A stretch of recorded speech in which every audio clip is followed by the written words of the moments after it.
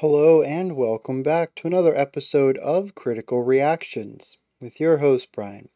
We're going to do a special selection, which is where one of you tell me exactly what it is I need to check out. Today's special selection comes at us from Novensiles. If you remember trying Virus, VBE, or Ved Buens Ende, is their spiritual precursor and Serral's previous bands.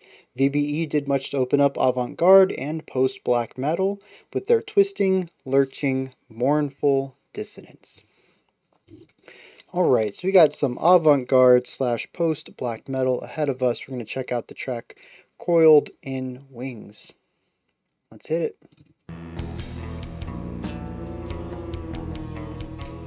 Microtonal, dissonant, check.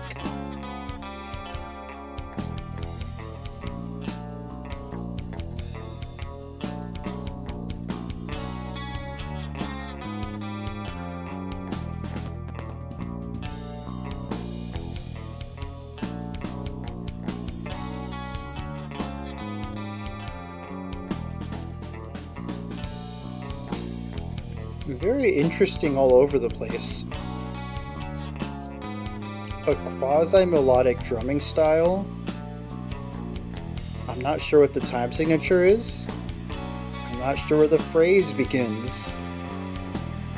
It just sort of feels like existing.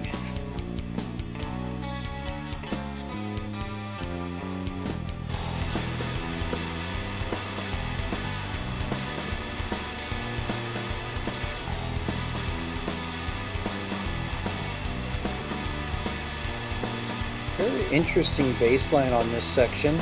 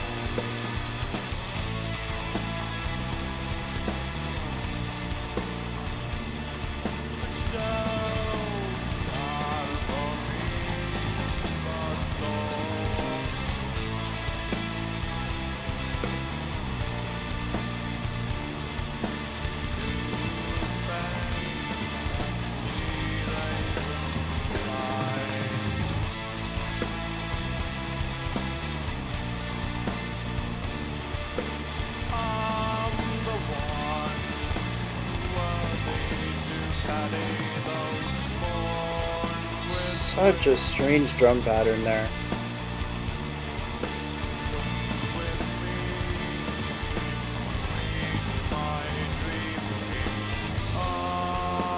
But it does feel very tense, and this feels very alleviating.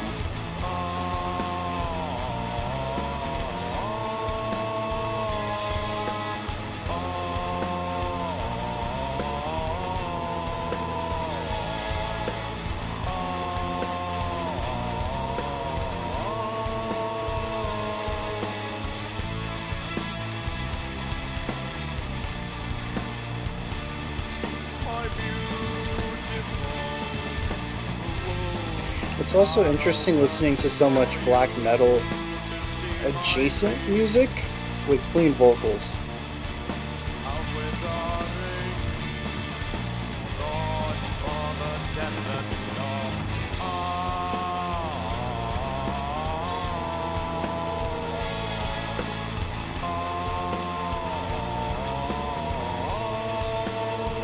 You got the vocals on the outside too.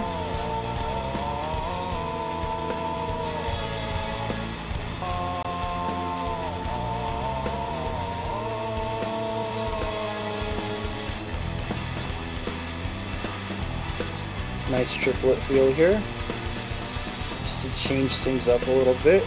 retaining a lot of the same chord progression though.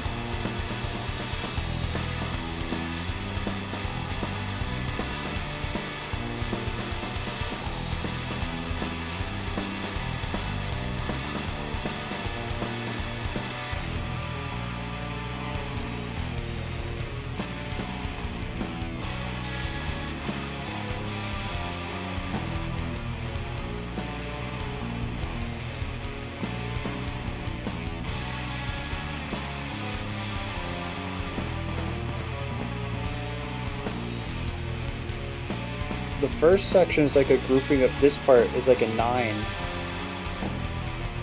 And then it gives way to this very empty feeling up here.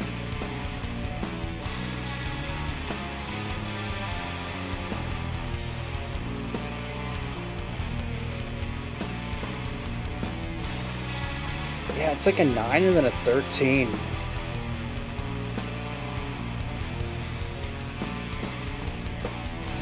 That's exactly what it is.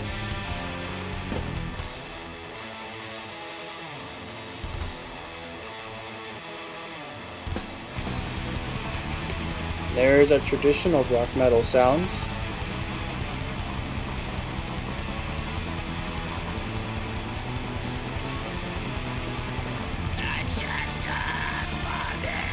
Traditional black metal vocals.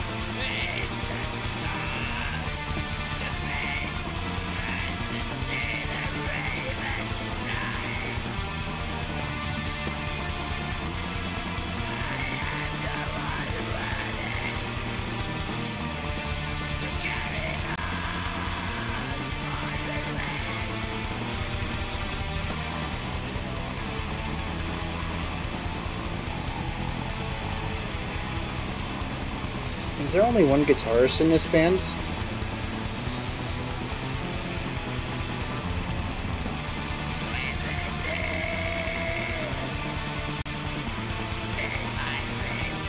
Because it's interesting. It's like it's written for 2 guitars, but since they didn't have a second, the guitar and the bass are the 2 guitar parts.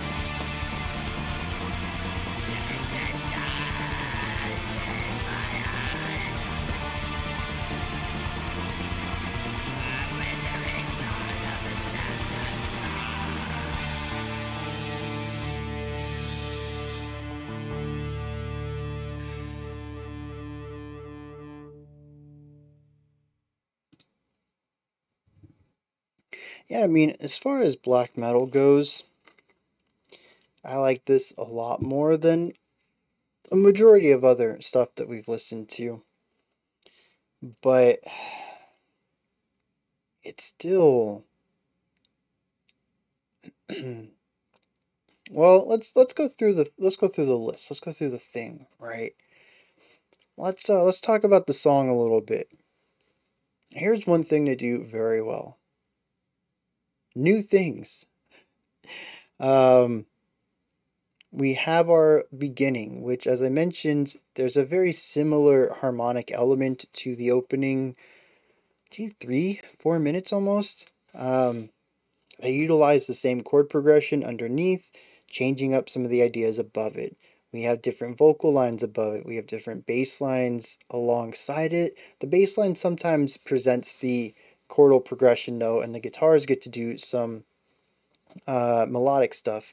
So they kind of trade off every once in a while. Sometimes the guitars are doing the chords and the bass has a sick line, and then the bass is doing the chords and the guitars have a riff. And usually it's in service to the vocals doing something above both of them.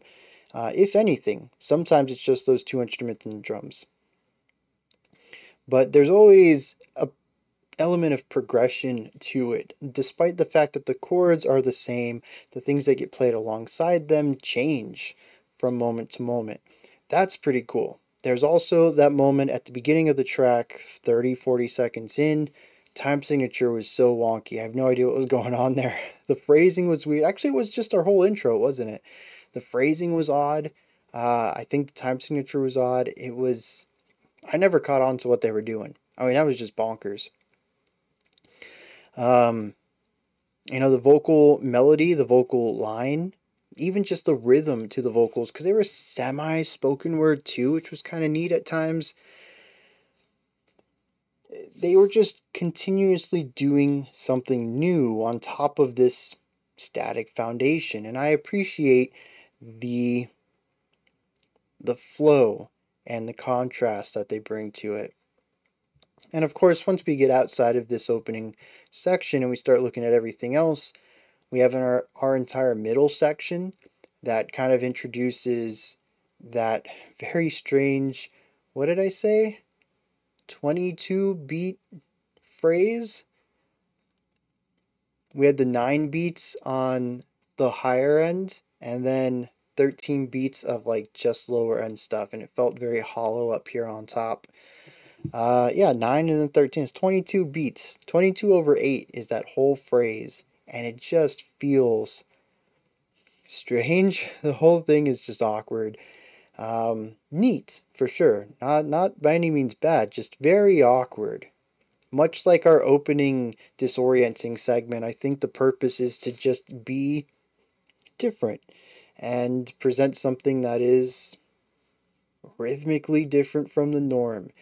And the only difference I'd say between the two sections is I caught on to the pattern the second time. I did not catch on to the pattern the first time they did this.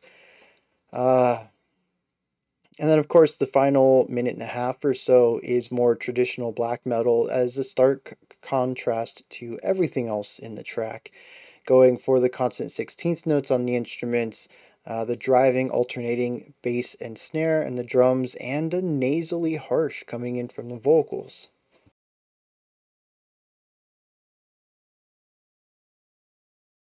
While I can divide this track up into pretty much 3 separate sections, the 2 shorter of the sections do stay static rather most of the time, but the longest of the 3 sections is a bit more dynamic in how it approaches its staticness.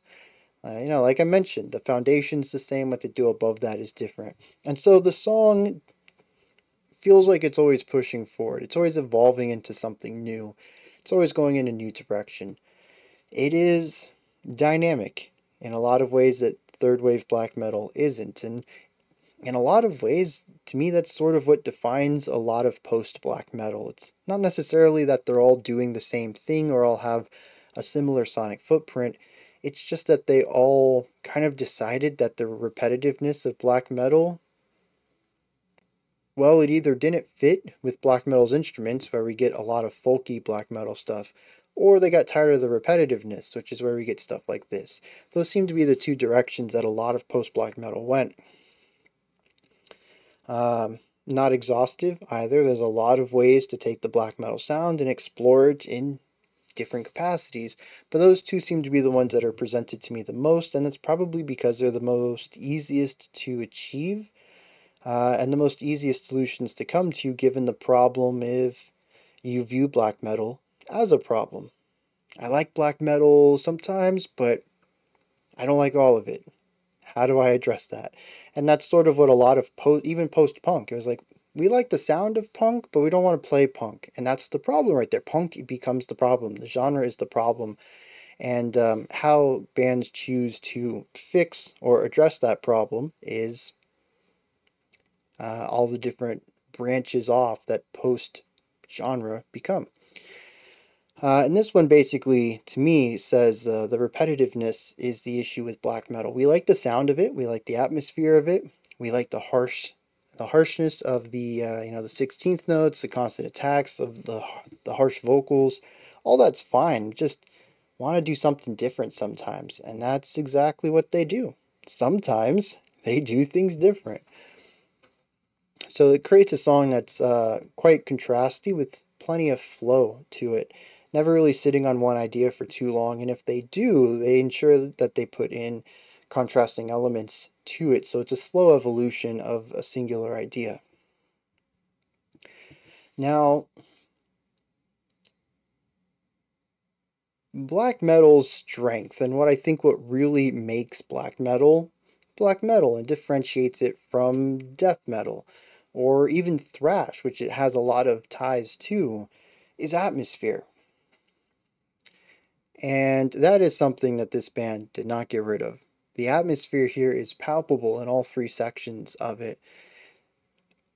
The atmosphere is palpable in different ways for all of them. The first one is a bit more heavier and thick. The second section, we end up going for a weight of almost knowledge, trying to figure out what that time signature was, and then feeling the largeness of the 9/8 section drop and give way, leaving that empty space above it, almost as if it caved in to give us the 13 beat segment. And then our third segment is traditional black metal, weight through all of sound. And so when we bring it all together with the harmonic resonance throughout here, which emotionally, this whole track is sort of just dark and dreary, not really much brightness going on here. We have a song that explores the weight of this dark emotion through 3 different formats. But it's all looking at ways to express this singular atmosphere. And that's what keeps it all working together rather well. Musically, I'm not even going to say that there's a lot of differences going on between the 3 sections, but they are all exploring the same idea in 3 different ways. And so, if you listen to it and you felt that the 3 sections were just a bit too disparate and you didn't quite understand why the song still works as a whole, that's why. Because they're still all exploring this singular idea, but they're making the idea 3-dimensional. You don't just get to see it from one angle, you get to see it from 3 different angles. And that creates the 3D element of it, and it fleshes out that emotion. Each of the sections gives you a different appreciation, a different understanding of this emotion. They're all very similar. They're all dark and dreary and weighty, but they do it in different capacities of each of those 3 attributes in ways that you get to see a more fleshed out representation of this dark, dreary weight. And I think that's pretty cool. I did appreciate the clean vocals too, just very unusual for black metal.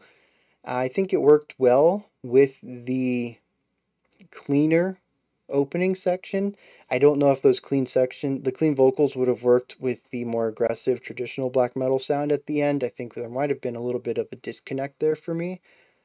But honestly, I hear so little black metal with clean vocals, it might just be that I don't know what that would sound like. Maybe it actually comes out pretty good. And someone's going to correct me. Bryan, you checked out this track that had clean vocals over traditional black metal. Yeah, I probably did. I just need reminded. At this point, we're at like, I don't know, 1,300 bands, 1,500 bands now in the last 4 years, plus whatever I listen to on my own time. I forget a lot of it, unfortunately. My short-term memory, fantastic. I can remember something I listened to for 45 minutes almost. In detail. That's like the whole thing of this channel. You asked me about something I listened to last week?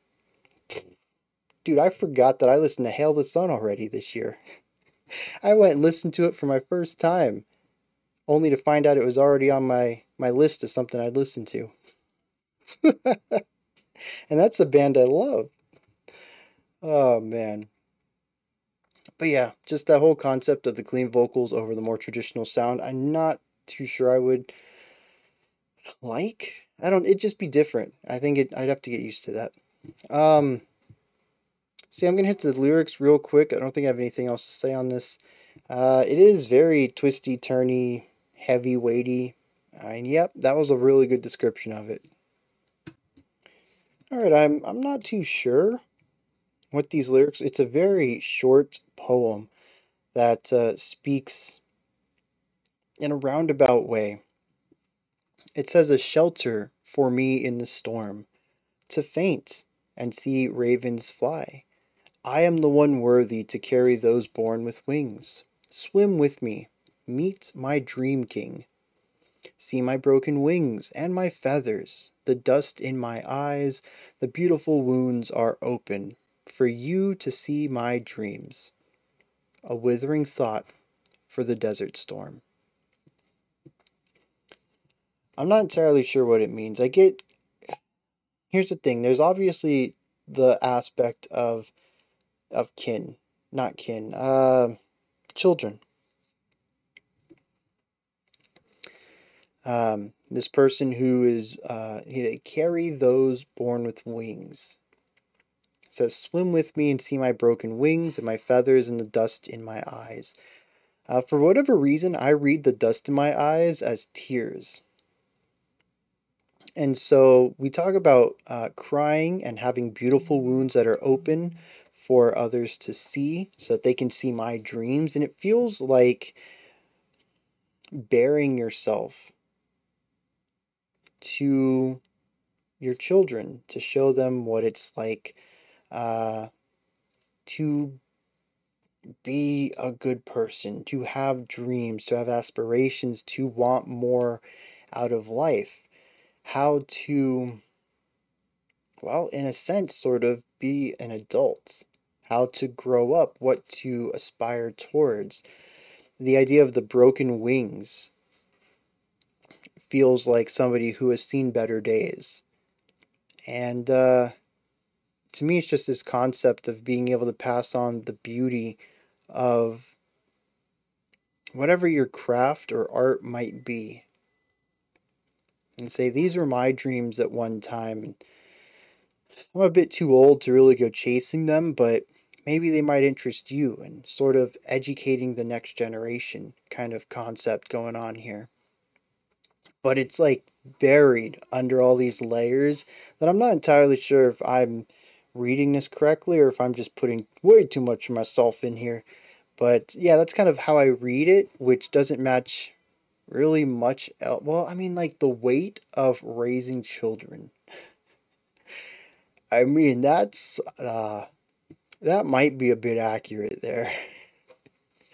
Not just like parenting in a way that they survive until they're old enough to take care of themselves, but like actually raising kids. That is an immense weight and responsibility. And like the song kind of leans into that, but the song also has this dreary darkness to it that I don't necessarily line up with what I'm reading here, which seems to be a bit more positive and looking at this beautiful angle. So, I don't know. Those are my thoughts on Ved Buens Ende, Coiled in Wings. Let me know what you thought of this track. If there's anything that stood out to you, anything you'd like to add on to what I said, correct me on if you have your own perspective on. Put any of that down in the comment section. Above that, in the description box, you can find a link for Linktree. It takes you to this menu right here. You can find links to my music, ways to support the channel, a link to the Discord server, and so much more. Above that, if you could, like, subscribe, and ring the bell. I greatly appreciate all three of those. All right, I'll be back tomorrow, 5 p.m. Eastern Standard Time, 9 p.m. UTC, as usual. Until next time, remember to be critical, not cynical, of the music you listen to, and have a fantastic morning, afternoon, or evening, whenever you choose to watch my videos.